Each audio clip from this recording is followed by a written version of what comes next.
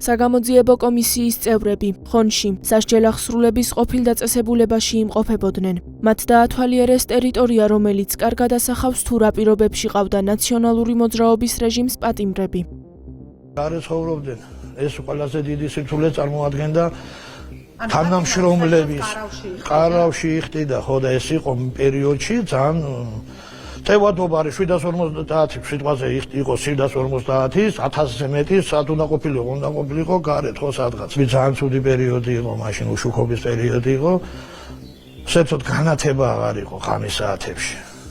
და 1-2 საათი თუ ჟოკი დაიკოქებოდა გენერატორი უბრალოდ და განათება მეგვეწოდებოდა 2 საათის შემდეგ მანქანის საბურავებით ჰქონდა ცეცხლი განათებული და ვანათებდით ისე დაწესებულებას, რომ მჟავდებულები არ გაგვცეოდა. მჟავდებულები შემოსული იყო ეძინათ და ჩვენ ხარვე ტელეგრამე გარი პერიმებს ვიცავდით, რომ არ მომხდარიყო ვინმეს გაქცევა და წასვლა სამი მჟავდებულის გაქცევა მოხდა.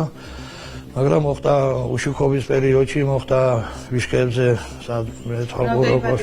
სამი. ნაუმარი იყო ის რა ქვია ქვეყანა და ისარგებლეს ალბათ ის რო ჩაკეტილი იყო ის პანიკა იყო ხალხშიც ბევრი რო რუსის ისენი იყო სამხედროები დაკავებული ჰქონდათ ქალაქები, ბუნტი იყო მოხდარი ციხეებზე, ზუგდიდში, ქუთაისში, სხვადასხვა ემაში და ალბათ იმ პანიკამ რაღაცეება შიშმა დაიგენა, გამოიწვია ეს ის რომ დაახლოებით 150 პატიმარი. ყველა დაბრუნდა? ყველა უმეტესობა დაბრუნდა მალე.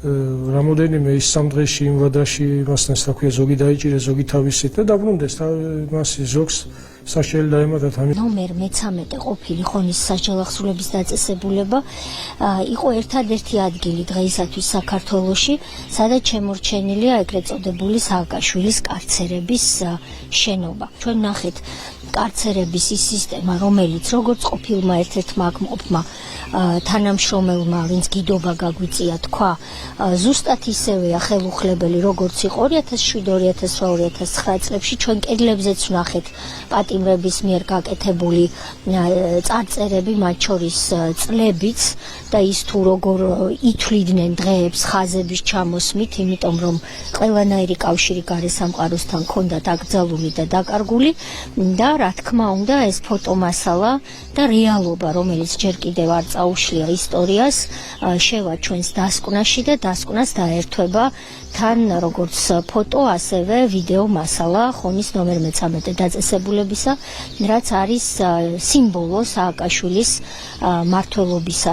ამით ჩვენ კიდევ ერთხელ დავადასტურებთ, რომ სააკაშვილი არ იყო, რა თქმა უნდა, ქართული სახელმწიფოს მშენებელი თუ აღმშენებელი, ის იყო ჩვეულებრივი მწვალებელი, რომელიც ამ კარცერებში პატიმრებს ჯიდა და შემდეგ არაადამიანურ და წამების მოპყრობის და წამების მსხვერპლად აქცევდა ხოლმე. კარცერები, რომლებიც ჩვენ ვნახეთ 4 კვადრატმეტრში, როცა 6 ადამიანი არის და შეიძლება იყოს რამდენიმე კვირა, ეს კარცერი კი არ არის, არის ადამიანის შეგნებული წამება, სულ 8 წამო მაინც წამებაა.